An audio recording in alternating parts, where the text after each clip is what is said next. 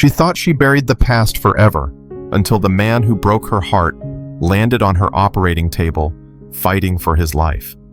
What happens when the love you lost comes back unconscious? Before we dive in, tell us, would you forgive or walk away? Let us know in the comments below. The piercing scream of sirens shattered the midnight calm of Manhattan as the ambulance doors flung open. The ER of St. Joseph's Medical Center was already in motion, a choreography of urgency and command. Dr. Isabel Moore, head trauma surgeon, and an anchor in chaos snapped on her gloves with clinical precision, already moving toward the gurney wheeled in by two frantic EMTs. Male mid-30s motor vehicle collision, blunt trauma to the chest possible. Internal bleeding, one EMT barked. Isabel didn't blink. She had seen worse stitched miracles out of torn flesh. But when she leaned over the gurney and caught her first clear look at the patient's face, her world stopped cold. Her breath caught. Not from panic, not from fear, but from recognition. So visceral, it cracked something in her chest. The man lying broken and unconscious, smeared with blood and gravel, was a ghost from a life she had buried. Even through the swelling, the gash above his temple, and the smear of dried blood across his jaw, she knew that face. Ethan Carter. The name roared in her mind like a curse she hadn't uttered in nearly a decade. The man she had once loved beyond reason. The man who had vanished without a word when she needed him most. "Dr. Moore," a nurse asked sharply, seeing her pale. Isabel blinked, snapping back to the present. "We're losing blood pressure, 90/60 and falling. Get more O-neg," she barked, voice steadier than her hands felt. Her fingers pressed against the wound on his abdomen, her mind reeling even as her body acted on instinct. She couldn't afford hesitation, not with a life in her hands. Especially not this one. But her soul trembled at the absurdity, the cruelty, the irony of fate bringing him here broken, helpless into her operating room. "Prep him for the OR. Page Dr. Levin for anesthesia." "I'm taking point on this," Isabel commanded. "You sure?" A resident murmured, confused by the way her voice cracked ever so slightly. "Yes," she said firmly, and dared anyone to challenge her. She needed to do this. Not for him, for herself. For the woman who had survived the storm he left behind. For the 8 years she had raised their daughter alone. The 8 years he had never called, never returned, never explained. As the surgical team moved Ethan down the corridor, Isabel walked beside him, eyes never leaving his face. Her mind was a battlefield of memories, his laugh in the back of her father's pickup, his bare feet on her hardwood floor, the way he kissed her like he was falling through space. She had memorized his absence until it felt like oxygen, and now he was here, half alive, and it was her hands that might determine whether he lived or died. They reached the OR. The lights felt harsher than usual, the air colder. She scrubbed in with methodical focus, though her heart thundered. Scalpel. She took the instrument and made the first incision with practiced precision. Around her, voices moved in rhythm, vital signs, suction retractors. But all Isabel could hear was the echo of his name in her head. She couldn't afford to think about what came next, about what would happen if he woke up. If he remembered her. If he recognized the girl waiting at home who shared his eyes and his stubborn mouth. Hours passed, the kind of operation that demanded all her skill and stamina. She worked like a machine, but inside she was unraveling. Every time she stitched, muscle clamped a vessel, repaired a rupture, she imagined what she would say if he opened his eyes. Would he ask why she was there? Would he remember her at all? Or would he still be the man who walked away when she told him she was pregnant and never looked back? When the last suture was placed and the vitals finally stabilized, Isabel pulled off her gloves with shaking hands. Blood had soaked through the cuffs of her gown. She stripped it off, barely aware of the nurses cleaning up behind her, the quiet hum of relief that often followed a close call.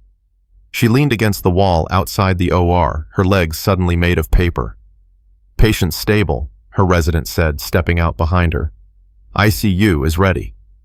Isabel nodded. "Good. I'll handle his file personally." The hallway stretched ahead, dim and sterile. Her steps echoed softly as she walked away from the operating room, trying to breathe to ground herself. She couldn't allow this to change anything. Ethan Carter was a patient now. Nothing more. She had a daughter to think about, a life she had rebuilt from ashes. But in her chest, something cracked open, spilling memories and fury, and a pain she thought had long calcified into scar tissue. Later at home, she paused at Lily's bedroom door like she always did. The little girl slept curled around her stuffed raccoon, breathing soft and even. Isabel stepped closer, brushing a strand of golden hair from her forehead. She looked so much like him, and now he was back, though he didn't even know it yet. Isabel whispered into the dark, more to herself than anyone. What the hell am I supposed to do now? The sun had not yet risen when Isabel stood in the dim light of the ICU, staring at the man who once shattered her heart like porcelain. Ethan lay motionless, machines breathing for him, tubes weaving in and out of his body like a map of every wrong turn they'd both taken. She hadn't spoken his name aloud in years, hadn't allowed herself the indulgence of wondering where he went or why he left without a word. But now the silence he left behind had a heartbeat again, and it was thudding steadily beneath her fingertips. She placed his updated chart on the clipboard at the foot of his bed, then reached out to adjust a line near his IV hands, mechanical but trembling. It was absurd how little he'd changed. The sharp cut of his jaw, the arch of his brow, the small freckle near his ear, details she'd once traced with her lips in the quiet of Sunday mornings. They were all still there, blurred by injury, but unmistakably him. And somewhere beneath that battered body was the man who had disappeared the night she told him she was pregnant. Isabel clenched her fists at the memory. She'd stood in the rain on the steps of his apartment building, one hand on her belly, the other gripping her phone until her knuckles turned white. No answer. Just an endless ringing that eventually turned to silence. She had returned 2 days later to find the place abandoned, as if he'd vanished into thin air. No note. No explanation. Just a void where love used to be. And now that void was here, flesh and blood and fragile, and she had stitched it back together. Dr. Moore. A nurse's voice broke through her thoughts. Isabel turned quickly, masking the storm behind her eyes. Yes. He'll likely regain consciousness within the next 24 hours. We've moved him off ventilation. Isabel nodded, her voice level. Let me know the moment he wakes. The nurse paused, eyes curious. You knew him, didn't you? Isabel didn't answer. She turned back toward the window, watching the skyline as the sun cracked over the edge of the city like a secret finally slipping out. That night at home, the apartment was silent. Isabel's mother, Helen, was in the kitchen making tea, and Lily was fast asleep. Her sketchbook left open on the coffee table. Isabel sat on the edge of the sofa, running a hand through her tangled hair, exhaustion carving deep lines beneath her eyes. He's alive, she finally whispered. Helen looked up slowly, tea forgotten. You mean him? Isabel nodded, her voice barely audible. He's in the ICU. Car crash. I operated on him. He didn't even recognize me. The weight of it pressed down on the room like snowfall. Helen walked over and placed a hand on Isabel's shoulder. You never really prepared for this moment, did you? Isabel shook her head. I thought I did. I thought if I ever saw him again, I'd feel nothing. Just cold, like steel. But today, Mom, I looked into his face and I remembered everything. The way he smiled when I told him I was pregnant, and the way he disappeared 2 nights later. Her voice cracked and she buried it in her palms. He broke me. You rebuilt yourself, Helen said gently. He didn't do that part. You did. But now he's back, and you have to decide what you want from this, if anything. Isabel looked up, eyes red but defiant. I don't want anything. I just want to protect Lily. That's all I've ever done. He doesn't even deserve to know she exists. Helen didn't argue. She only whispered, she deserves to know where she comes from. Later, as she tucked Lily into bed, Isabel couldn't stop staring at her daughter's face, the shape of her nose, the way her lashes fanned out across her cheeks. It was like watching echoes. Lily stirred, half awake, and murmured, Did you see any shooting stars tonight, Mommy? Isabel brushed hair from her forehead. No, sweetheart. Not tonight. I dreamed Daddy brought me one, Lily whispered, and then she turned over and drifted back into sleep, unaware that her words had driven a blade through her mother's chest. Isabel sat there long after Lily fell into dreams, her hand resting on the small of her daughter's back as if to tether herself to the present. Ethan didn't know this child existed, and yet Lily carried him in her blood, in her laughter, in the tiny defiance she showed when told to eat her vegetables. Isabel thought she had made peace with his absence. But now, with his breathing filling another hospital room just blocks away, everything felt unsettled. What if he woke up and remembered her? What if he didn't? What would she do then? As the night deepened and the wind howled against the windows of the apartment, Isabel walked into the kitchen, poured herself a glass of wine, and stood by the sink staring at her reflection in the glass. A surgeon's hands, steady and brilliant, had rebuilt Ethan's body. But could a woman's heart, broken, buried, and hardened over time, ever forgive what he'd done? She didn't know. But fate had opened a door she thought was locked forever, and on the other side was a man who once promised her forever and never returned. The apartment was still wrapped in the hush of early morning as Isabel stood in the doorway of her daughter's room, barefoot, arms folded tight against the chill that lived more in her bones than in the air. The night storm had passed, leaving streaks of rain on the window pane, and a faint scent of wet concrete drifting in.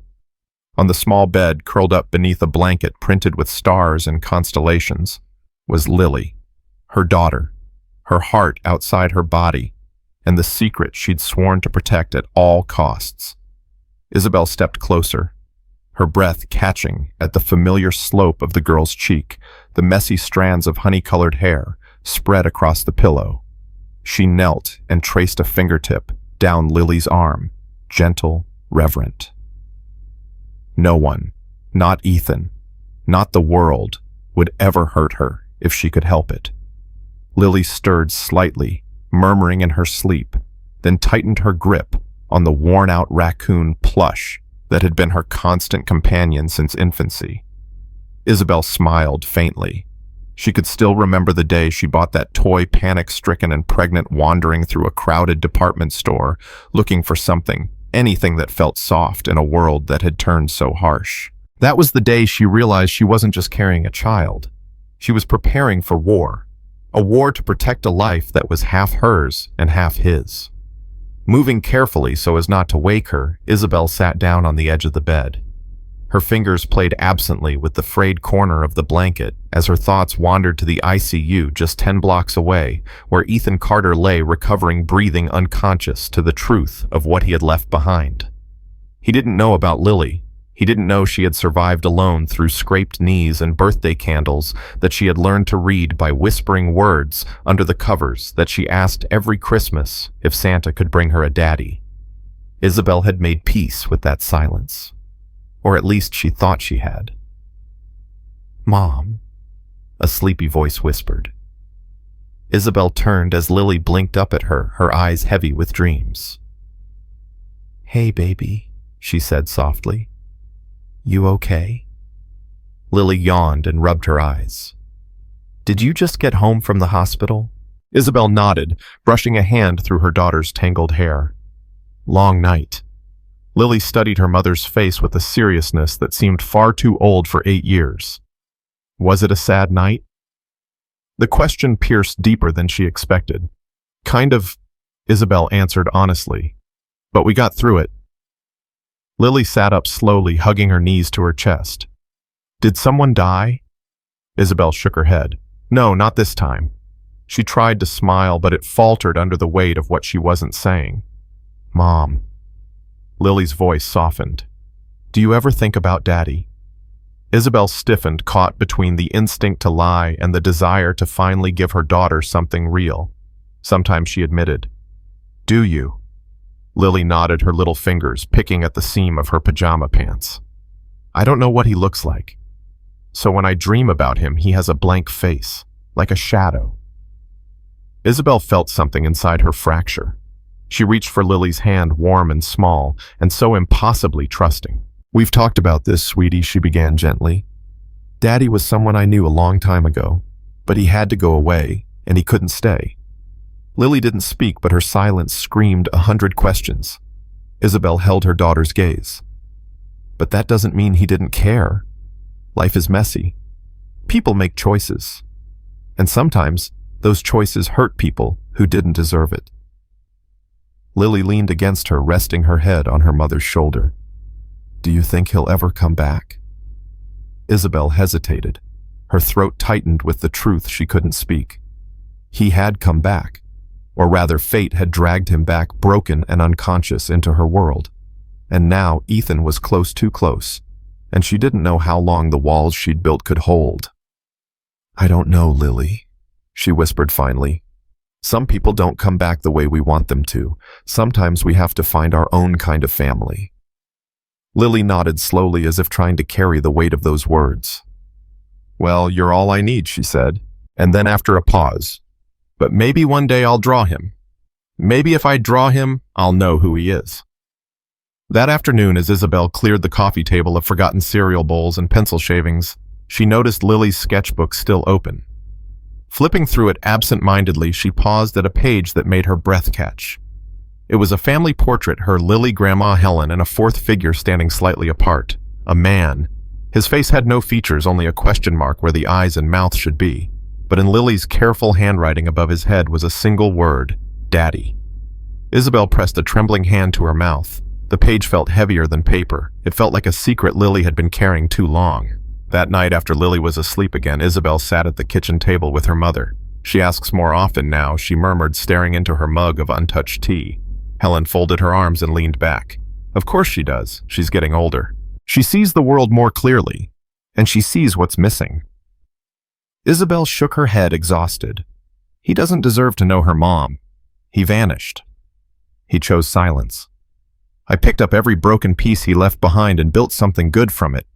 Why should he get to walk back in like nothing happened? Helen didn't answer right away. When she did, her voice was soft but sure. Because maybe it's not about what he deserves. Maybe it's about what Lily deserves.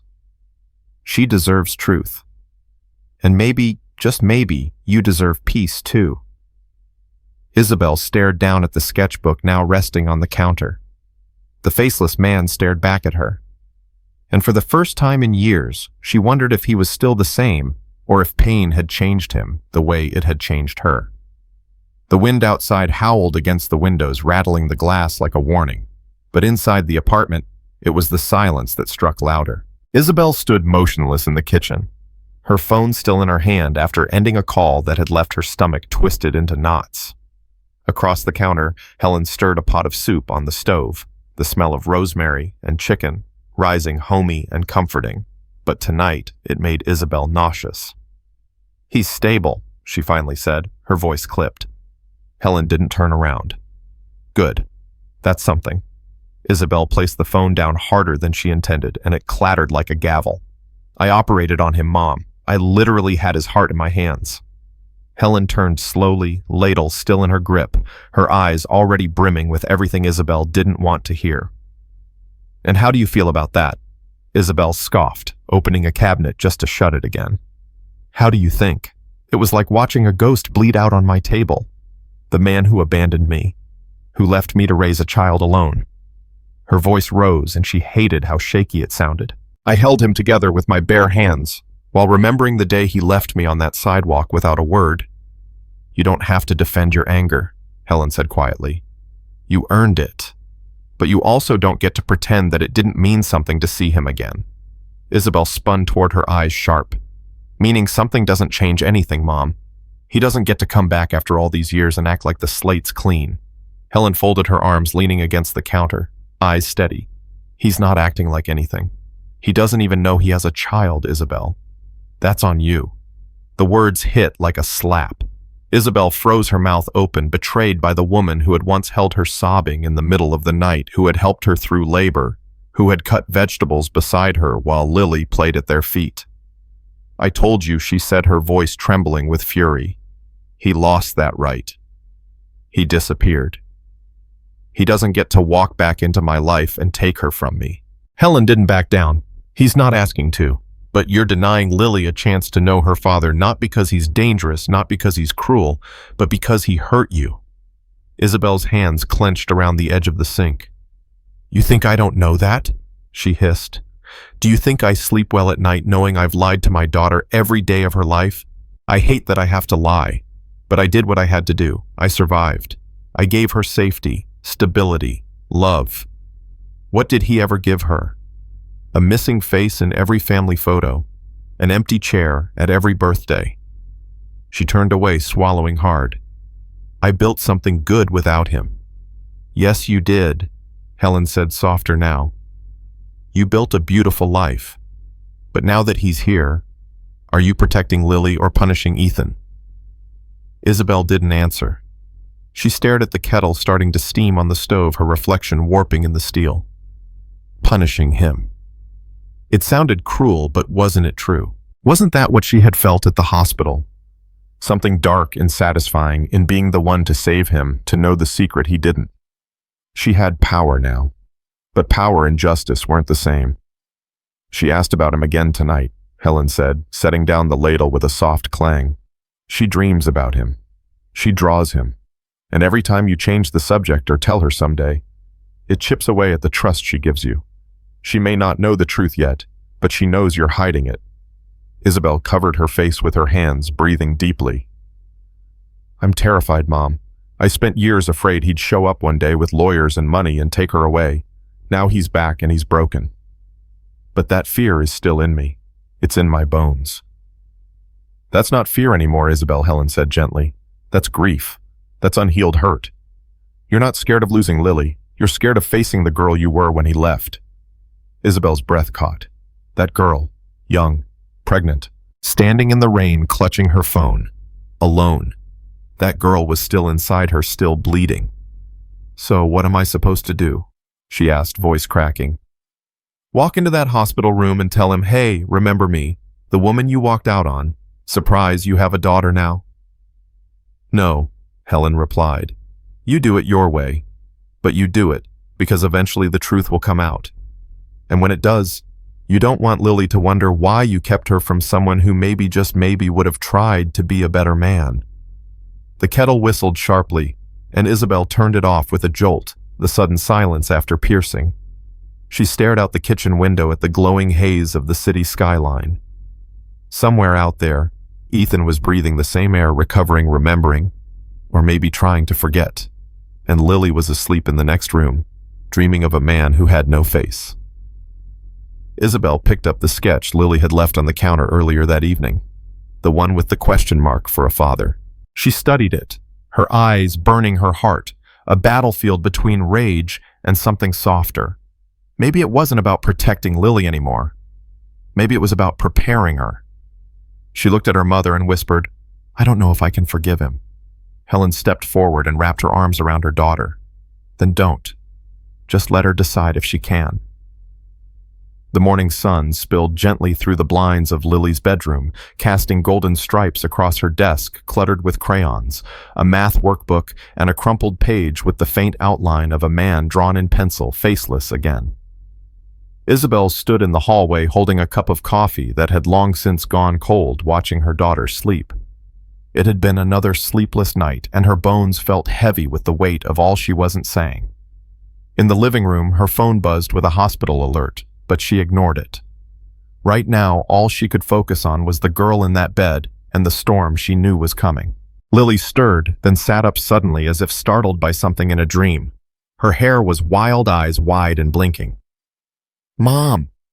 Isabel stepped in quickly, setting the coffee on the nightstand. Hey, sweetheart, everything okay? Lily nodded, still a little dazed. I had that dream again. Isabel's stomach twisted. She sat beside her daughter and smoothed the tangled hair away from her forehead. The one about your daddy? Lily nodded slowly. He came to visit us this time. He was holding a box. I think it was a present. Isabel swallowed. She wanted to dismiss it, to tell Lily it was just imagination, but something about her daughter's face, so earnest, so fragile, made her pause. What kind of present? She asked gently. Lily tilted her head, thoughtful. I don't know. It was wrapped in green paper, but I knew it was for me. And he said he was sorry for being away so long. Isabel felt something fracture deep inside. It was just a dream, just Lily's heart, trying to fill in the empty spaces Isabel had left in every bedtime story and every carefully crafted half-truth. Do you think he'll ever come see us?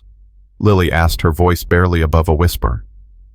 Isabel looked at her, and for a second she saw the child Lily had been, and the teenager she was becoming, curious, hopeful, yearning. "I don't know," Isabel answered honestly. "Sometimes people want to, but they don't know how." Lily nodded solemnly, as if she understood that more than a child should. Maybe he forgot the way she said softly, "Maybe we have to help him remember." Later that morning, as Isabel prepared for her shift at the hospital, she caught Lily at the dining table, bent over her drawing pad with intense focus. "What are you working on?" Isabel asked, grabbing her keys. Lily turned the page toward her. "It's our family," she said proudly. There were 4 figures this time: her Isabel grandma, Helen, and off to the side, a man with a soft beard, a kind smile, and brown eyes that looked strikingly familiar. "That's him," Lily explained. "I added details this time because I think I'm starting to know what he looks like." Isabel's heart thundered as she crouched beside her daughter. "What made you draw him like this?" she asked, her voice trembling despite herself. Lily shrugged, coloring in the man's sweater with a green crayon. "I think maybe I saw him once, a long time ago, but not really with my eyes. More like in here." She touched her chest. "Maybe from a picture I didn't know I saw." Isabel smiled through the ache in her throat. "It's beautiful," she whispered. "You have a big heart, Lily." At the hospital, Isabel slipped into her role like armor. Her badge, her coat, her tone all clinical, professional, controlled. But when she checked Ethan's chart and found the sedation levels lowering, her hands began to tremble. He'd wake soon. And the moment he opened his eyes, everything she'd hidden for 8 years would sit like a shadow between them. She stared at the monitor, watching the steady pulse of his heart, the same heart she had repaired with her own hands. How cruel, how poetic, that the man who'd broken her was alive because she had chosen not to let him die. By late afternoon, he was conscious, groggy, disoriented, but awake. Isabel stepped into the room, clutching his chart like a shield.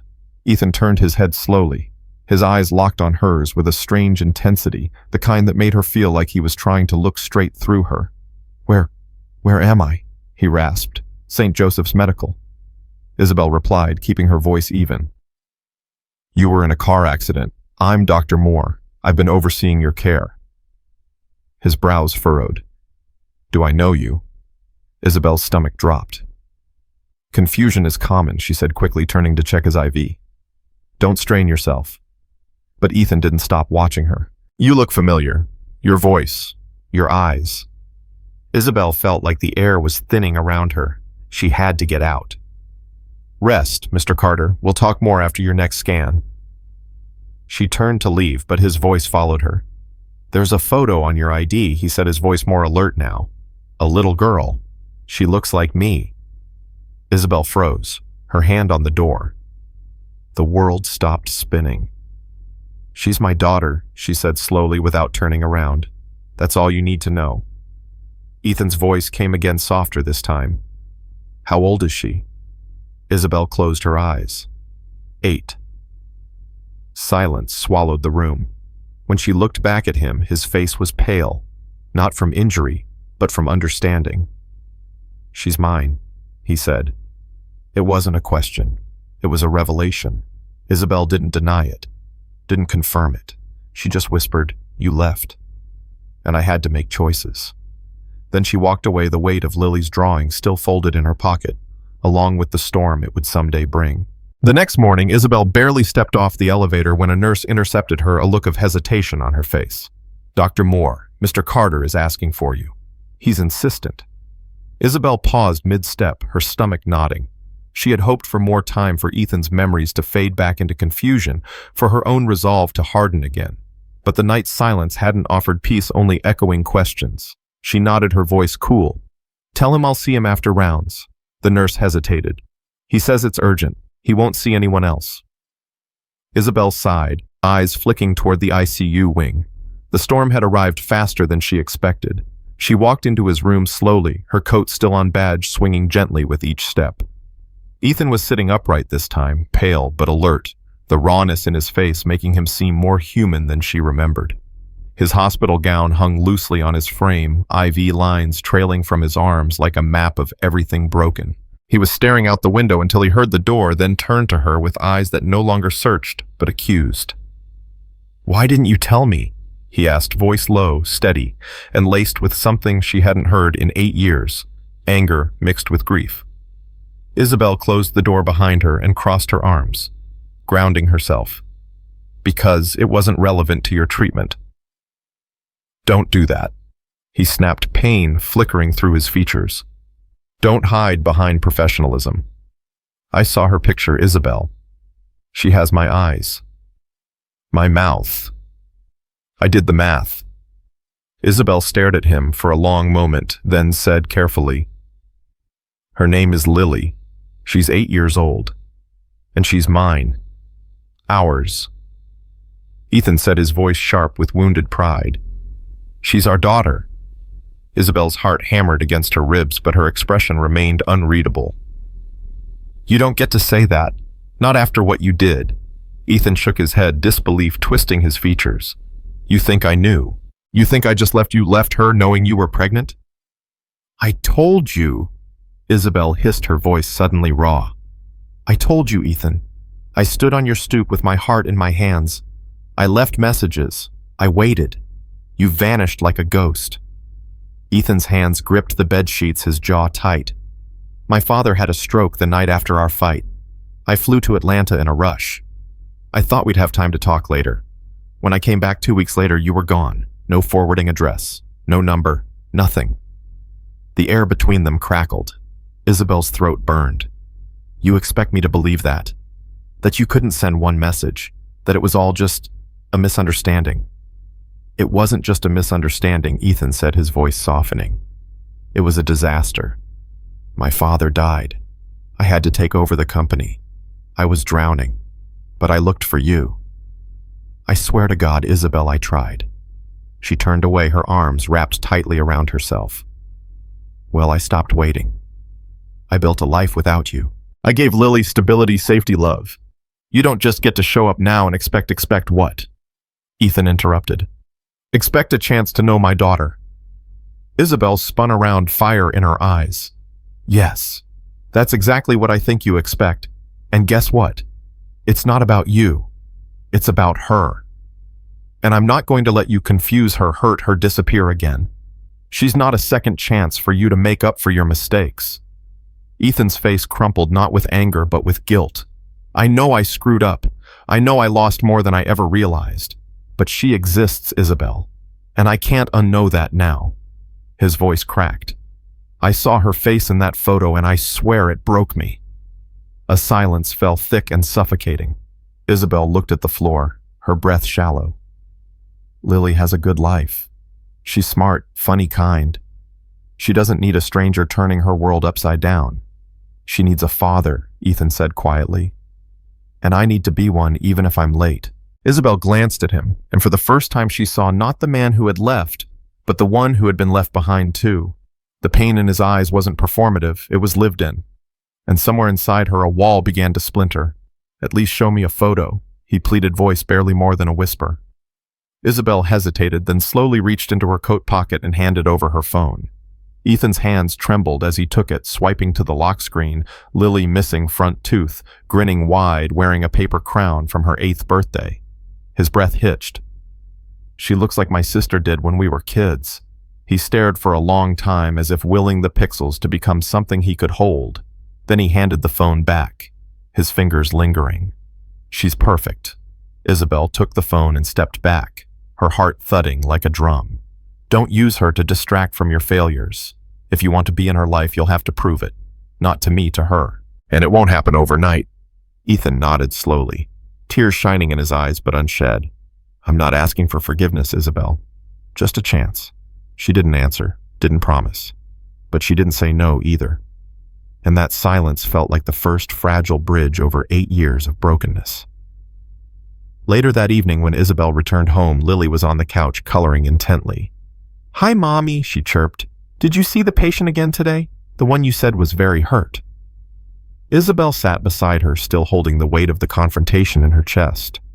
"Yes," she said softly. "He asked about you." Lily looked up, curious. "He doesn't even know me." Isabel forced a smile, brushing her fingers through her daughter's hair. Maybe not yet, she whispered, wondering if the time had come to start rewriting the story she had kept hidden for so long. The knock came just after 9 sharp and urgent against the quiet of the night. Isabel froze her hand halfway to turning off the kitchen light. Rain tapped against the windows like a warning, and the silence that followed the knock felt loaded, too long, too familiar. Helen peeked out from the hallway, eyes wary, expecting anyone. Isabel shook her head slowly. Her heart began to drum against her ribs as she walked toward the door, each step slower than the last. When she opened it, the air rushed out of her lungs. Ethan stood there, soaked to the bone, hair dripping into his eyes, his once polished clothes wrinkled and stained, the weight of defeat written in every line of his body. "What the hell are you doing here?" she asked. Her voice caught between anger and disbelief. He didn't answer right away, just stood there, his hands stuffed into his jacket pockets, his lips pressed into a thin line. "I'm sorry," he said finally, his voice hollow. "I didn't know where else to go." Isabel didn't move. The porch light caught the sharp edges of his face, gaunt now, tired, stripped of the arrogance she remembered. "You should have stayed at the hospital." Ethan gave a bitter half-laugh. "They discharged me. My accounts are frozen. My partner, he's been siphoning money from the company for years. The investigations pinned it all on me. They took everything. I have nothing left." Isabel stared at him, the storm outside now a dull roar behind him. "So you came here," she asked coldly, "because you lost your empire?" Ethan's eyes flicked up to meet hers. "No," he said, voice trembling. "I came here because I lost something more important. I came here because I have no one else. And because I thought maybe if I could see her just for a second, it might remind me that I'm still human." For a moment, the words hung between them, raw and desperate. She wanted to slam the door in his face, to scream that he didn't get to show up broken and expect redemption. But then Lily's voice called out behind her, small and curious. "Mommy!" "Who is it?" Isabel turned sharply. "Go to your room, sweetheart." But Lily peeked out anyway, barefoot, her eyes wide. Ethan stepped back instinctively, his hand braced on the railing. "Is that the hospital man?" Lily asked, looking between her mother and Ethan, the one who was really hurt. Isabel nodded, her voice tight. "Yes, but he's leaving now." Lily's gaze didn't move. She stared at Ethan like she was trying to piece together a puzzle. "You look like the man I drew," she said softly. "The one in my dream." Ethan's mouth opened, but no sound came out. Isabel's breath caught in her throat. She stepped forward quickly. "Lily, please, go inside." But the girl didn't budge. She took a step closer. "Do you want to see my drawings?" she asked him. Ethan looked at Isabel silently, asking for permission. She shook her head ever so slightly, but Lily was already tugging him inside. They sat on the floor of the living room, drawings scattered between them. Crayon sketches of stick figure families, of green, gift-wrapped boxes, of a man with brown eyes and a soft smile. Ethan's hands trembled as he picked one up. "You made these?" he asked, voice cracked. Lily nodded proudly. "That's my family. That's Mommy, Grandma, me, and Daddy." But I didn't know what he looked like, so I just guessed. Ethan stared at the drawing, his throat tight. "You guessed really well," he whispered. Isabel stood in the doorway, frozen, the storm now raging behind her eyes. When Lily went to bed, Isabel turned to him with fire in her voice. "What do you think you're doing?" Ethan stood, his hands shaking. "I wasn't trying to manipulate her. I didn't even plan to see her. I needed to breathe. I needed to remember that not everything I ever touched turned to ruin." Isabel's arms crossed tightly. "Don't bring your guilt into my house like it's some kind of currency. You lost your company, your fortune. That's not my problem. You think being near her makes you a father. It doesn't." "I know," Ethan said quietly. "I know I don't deserve to call myself that, but Isabel, please, let me earn it. Let me try." She laughed bitterly. "Try? How? With what? You don't have a job, a home, a future. What are you offering her? Stories and promises?" "No," he said, stepping forward, eyes shining with unshed tears. "Just presence. Just myself. Whoever that is now. It's all I have left, but it's real. and maybe that's enough to begin. She stared at him, searching his face for a lie, for an angle, for the old Ethan hidden under the ruin. But all she saw was a man who had fallen hard and still reached out with open hands. The anger pulsed in her chest, but beneath it was something else, an ache, a fear, a flicker of compassion she didn't want to feel. "You can sleep on the couch tonight," she said finally. "But this doesn't mean anything changes. You stay out of her room. You don't speak to her unless I say so. You're a guest, Ethan, nothing more." Ethan nodded slowly. Gratitude and heartbreak etched into his expression. "Thank you," he whispered. Isabel turned without responding, walking down the hallway and closing her door behind her. But she didn't sleep. She lay awake listening to the rain on the windows and the soft creak of the couch when he finally lay down. And somewhere between exhaustion and memory, she wondered what kind of man Ethan Carter would become when stripped of everything except the truth. The first time Lily saw Ethan again after that stormy night, it was at the park by the old library, the one with peeling benches and duck-shaped pedal boats no one ever used. Isabel stood a few feet away beneath a tree. Her arms crossed, every muscle tense, her eyes fixed on them like a hawk.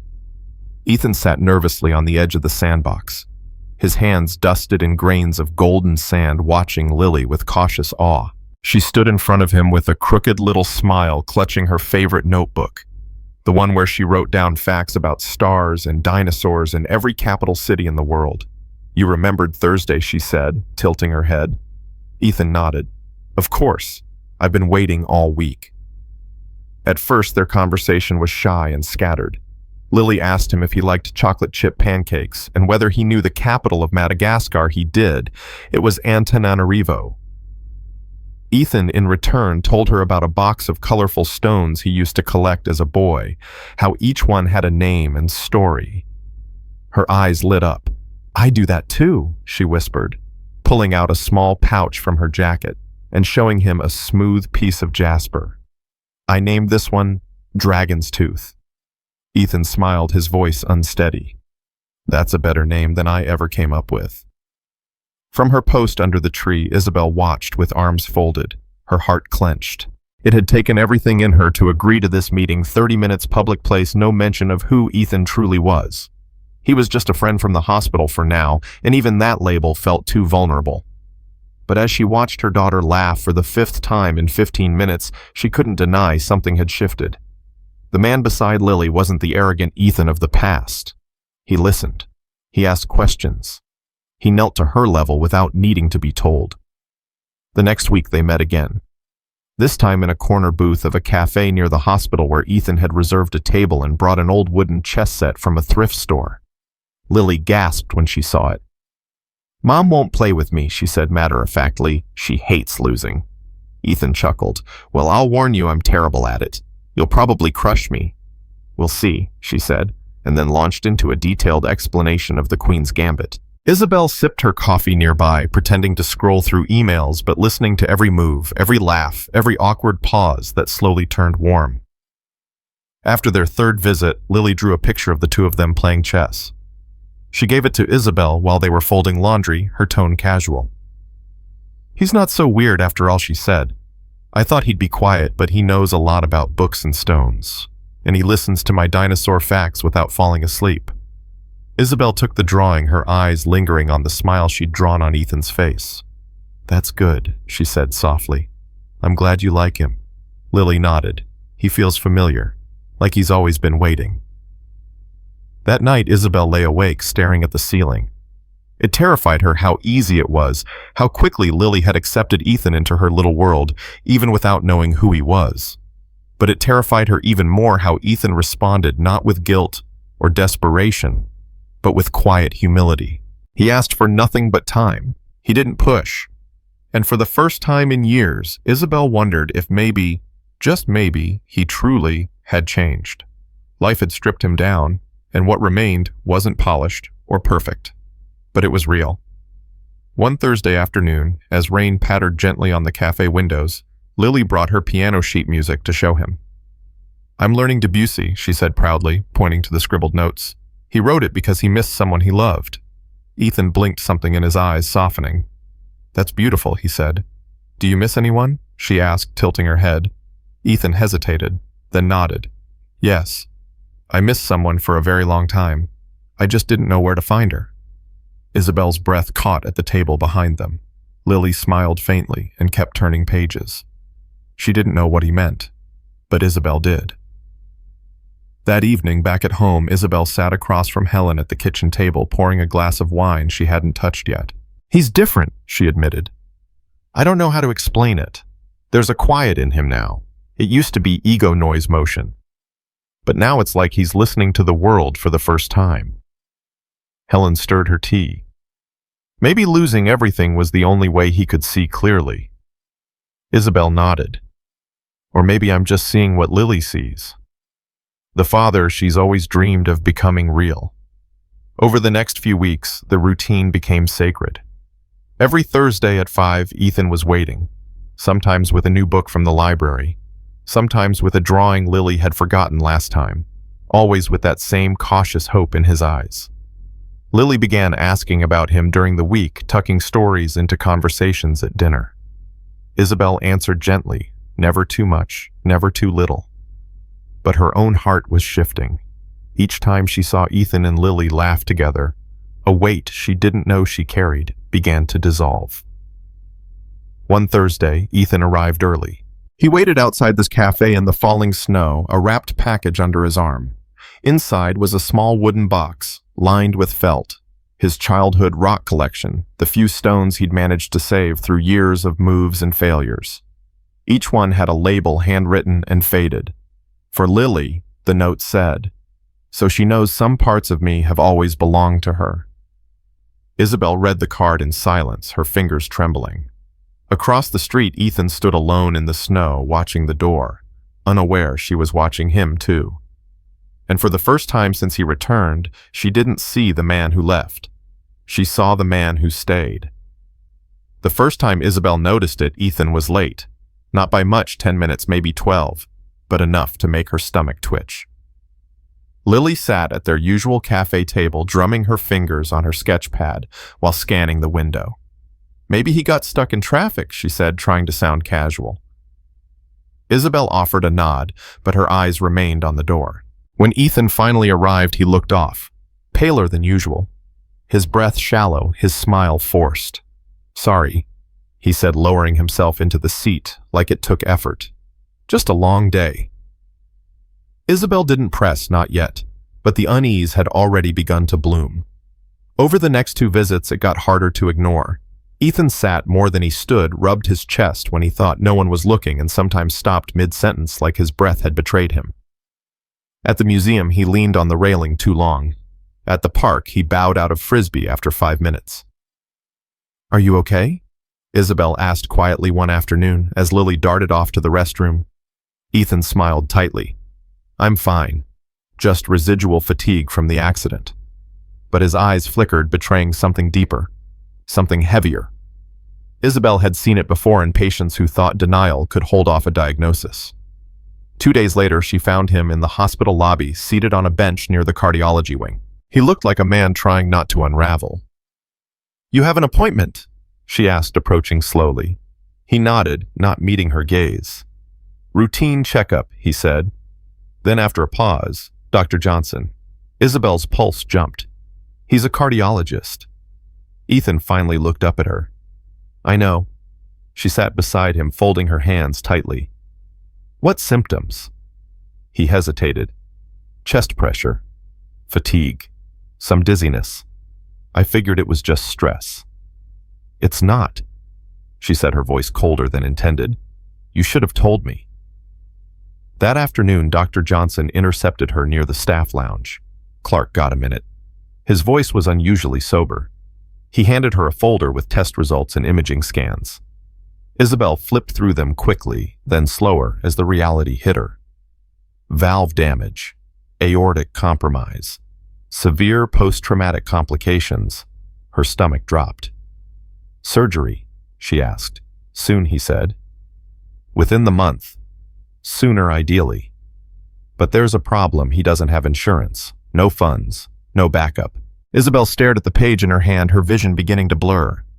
What happens if he doesn't get it? Johnson didn't sugarcoat it. 6 months, maybe less. Isabel stood in the stairwell for 10 minutes after that, gripping the rail, trying to breathe past the panic. It wasn't just about Ethan, it was about Lily. About the man who had just begun showing up in her drawings with a full face. The man she talked about at bedtime. The one she whispered secrets to in chess moves and shared sandwiches. The one who might not survive to hear her play piano in spring. The weight of it was unbearable. And still, Isabel hadn't cried. Not yet. She was too busy calculating possibilities, percentages, options, anything but feelings. That evening she called him. "Why didn't you tell me?" she asked the moment he picked up. A long silence followed. "Because I didn't want to be another burden," Ethan said quietly. "You've carried so much already. I didn't want you to carry me too." Isabel sank into the couch, pressing her fingers into her temples. "I'm a surgeon. It's literally my job to carry people like you." "No," he said. "You're the woman I failed. And I'm the man who abandoned everything good. You don't owe me anything." Her heart cracked. "It's not about owing," she whispered. "It's about Lily." Ethan didn't speak for a long time. When he did, his voice was barely there. "She deserves better than this.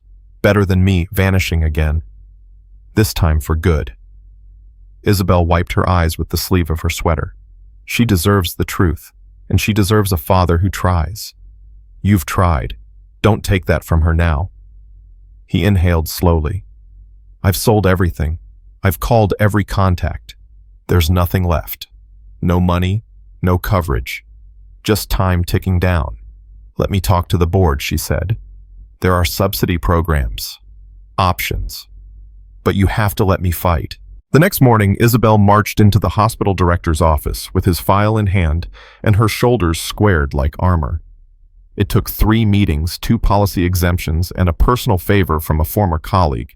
But by day's end, she had secured him a place in the hospital's emergency surgical support program. That evening, she found Ethan seated outside the guest wing, his body curled like a question mark. She dropped the paperwork into his lap. Surgery scheduled for Monday, full coverage, recovery plan included. He blinked up at her, stunned. "How?" "Don't ask," she said. "Just say yes." His hand trembled as he signed the consent forms. "Why are you doing this?" he asked, not looking at her. Isabel sat beside him, her tone quieter now. "Because Lily needs you. And because—" She stopped, swallowed. "Because I watched you fall apart and still come back for her. That has to mean something." Ethan nodded, the edges of his eyes glassy. "I'm scared," he admitted. "Not of dying. Of dying before she really knows who I am." Isabel took a deep breath. "You're not going to die. You're going to survive. Then you're going to tell her everything. Yourself." Monday morning, as the surgical team prepared the OR, Isabel stood beside Ethan's bed while he waited to be wheeled in.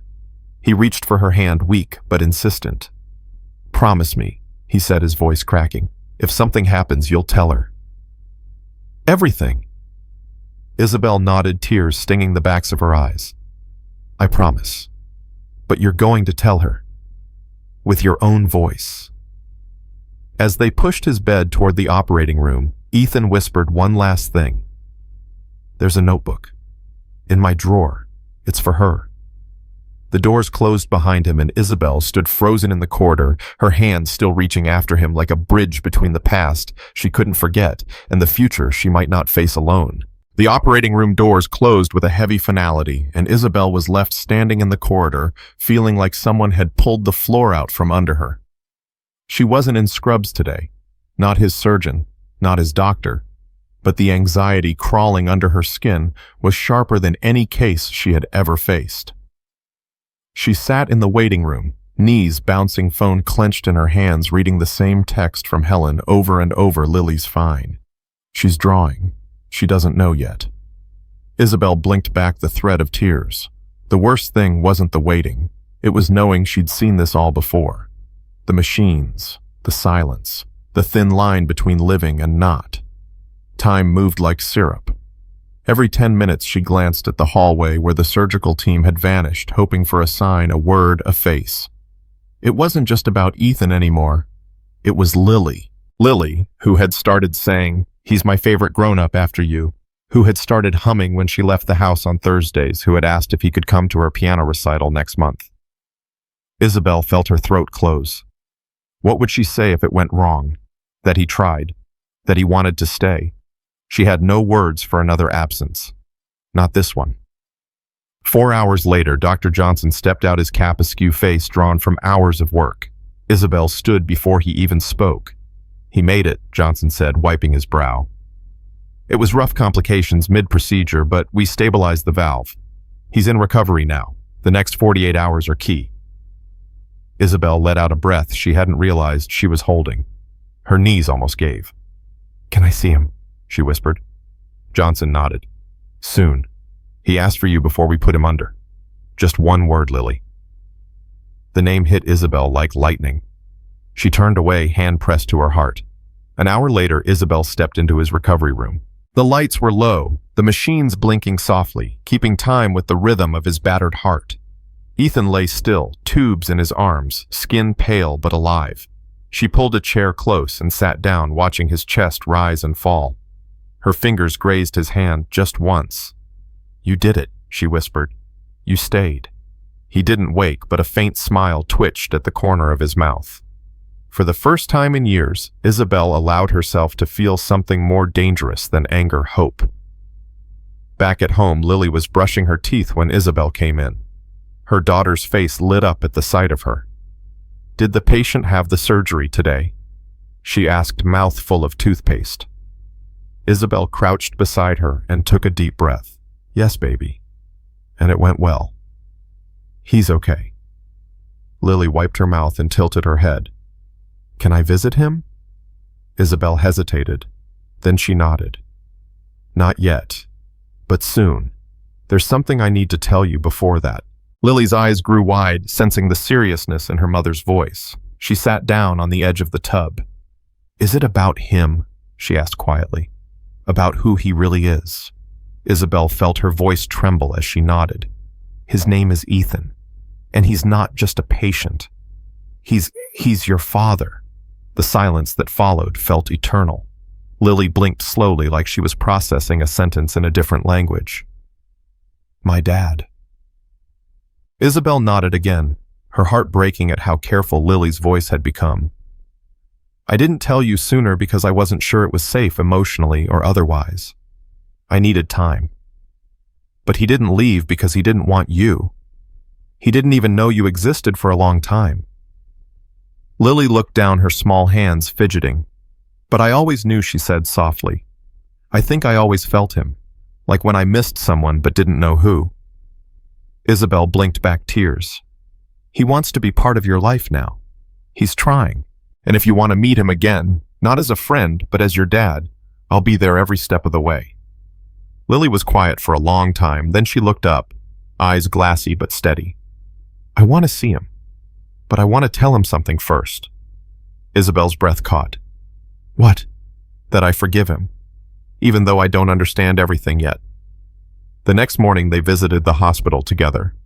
Lily clutched a drawing in her hand, Ethan and her sitting in the park with tiny stars in the sky and a chessboard between them. When they entered the room, Ethan was awake, groggy but alert, his gaze unfocused until it landed on the doorway and the girl standing there like a lighthouse in a storm. "Hi," Lily said. Her voice trembled. "Hi," Ethan replied, barely able to speak through the lump in his throat. She stepped closer, holding up the drawing. "I made this. It's us. I didn't know how to draw your eyes before. Now I do." Ethan stared at it as though it were more valuable than anything he'd ever owned. "It's perfect," he said, voice hoarse. "Just like you." Lily reached out, placing her hand over his. "Mom says you have to rest. But when you feel better, I want to play chess again, and I want to ask you all my questions." Ethan nodded, tears streaking silently down his cheeks. "Anything you want. Every answer I can give you, I will." Lily looked at Isabel, who nodded gently, and then turned back to Ethan. "I'm glad you didn't die," she whispered. Ethan laughed softly, breathlessly. "Me too, kiddo." That night, after Lily fell asleep with her drawing tucked beneath her pillow, Isabel sat alone at the kitchen table. In her hands was the notebook Ethan had mentioned, the one hidden in his bedside drawer. She opened the first page and saw her daughter's name written in Ethan's shaky handwriting. "Dear Lily," it began. "I'm not sure when you'll read this or if I'll be brave enough to hand it to you myself. But this is everything I want you to know about me, about you, about the time I lost and the time I hope to have." As Isabel turned the pages, tears fell freely. Every word was a stone in the foundation of a bridge Ethan had been building quietly, painfully, imperfectly. And now, for the first time in years, she let herself believe they might all make it to the other side. Spring came like a quiet forgiveness, warm and tentative, touching the edges of every wound winter had left behind. And for the first time in years, Isabel found herself waking up without a wall of dread pressing against her chest. Mornings were no longer a battleground of silence, and Lily, bright, curious. Lily was already humming when she brushed her teeth, talking about Daddy's favorite cereal and the chess strategies he'd taught her last week at the library cafe. Isabel smiled to herself as she brewed coffee, the scent of it filling their small apartment like memory softened by time. Ethan had moved into a modest flat in a neighborhood near the station, a two-bedroom walk-up with creaky floors and pale walls. But he had painted one of the rooms light green, Lily's favorite color, and stocked it with books, a tiny desk, and a second-hand telescope. He found at a pawn shop. Isabel had helped him carry the furniture one Saturday morning, her hands blistering, her eyes rolling, but something in her chest lightened as she watched him assemble a bookshelf upside down and laugh at his own mistake.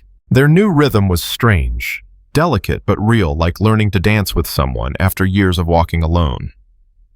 Ethan attended every Thursday visit like it was a sacred appointment, sometimes bringing Lily handwritten letters, sometimes baked cookies that were always slightly too burnt, and once a miniature fossil he'd saved from childhood wrapped in cloth for the next generation of stone collectors.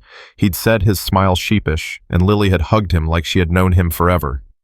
Isabel watched all of it, sometimes from a distance, sometimes from the doorway of the room where they played board games, other times from the car parked outside the community library, where Ethan now worked part-time cataloging books and organizing local reading events. She wasn't ready to step back into his orbit completely, but she wasn't pushing him away either, and that felt like growth, like space where something old might bloom into something new. One Sunday afternoon, Lily stayed at Ethan's place for her first full-day visit. Isabel dropped her off with a long list of rules: no sugar, no running in the stairwell, no sleeping on the couch, and Ethan had nodded solemnly, like she was handing him the nuclear codes. "Relax," he said. "We're just going to read some books and build a cardboard castle." And when Isabel picked Lily up later that evening, the castle was standing in the living room, made from cereal boxes and duct tape, and Lily was laughing so hard her eyes were shining. "He let me paint the stars on the ceiling," Lily whispered that night as Isabel tucked her in.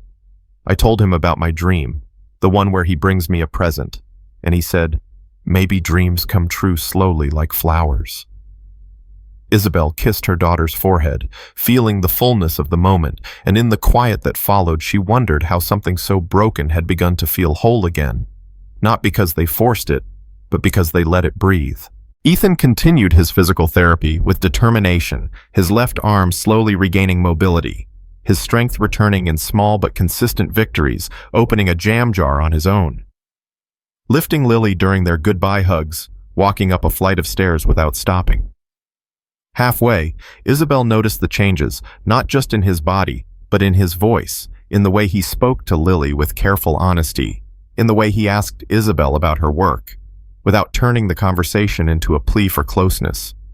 He wasn't pushing anymore. He was simply present, and that was enough. One evening, Helen invited Ethan over for dinner, a gesture that surprised Isabel more than it should have.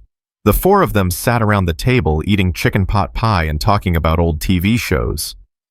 Lily giggled as Ethan tried to describe his terrible taste in music from the early 2000s, and Isabel watched her mother smile across the table, a quiet approval in her eyes. After dinner, Ethan offered to do the dishes, and when Isabel caught him humming in the kitchen, she realized she hadn't heard that sound from him in nearly a decade. As summer approached, Lily began preparing for her piano recital. Ethan attended every practice session he was invited to, sometimes bringing her snacks, sometimes just sitting silently in the corner, listening with his head tilted like the music was a language he was trying to relearn. "She's brilliant," he whispered one evening as Isabel walked him to the door. "She's like a light. I didn't know I'd lost until I saw it again." Isabel didn't say anything at first, but before he left, she placed a hand on his shoulder and said, "She's strong because she knows who she is, and now she knows who you are too." That night, after Lily had gone to sleep, Isabel opened the last entry in the notebook Ethan had written during his recovery. It was dated a week prior. "Dear Lily," it read, "Today you played Chopin for me in your socks, and I realized that the moments I missed can't be erased.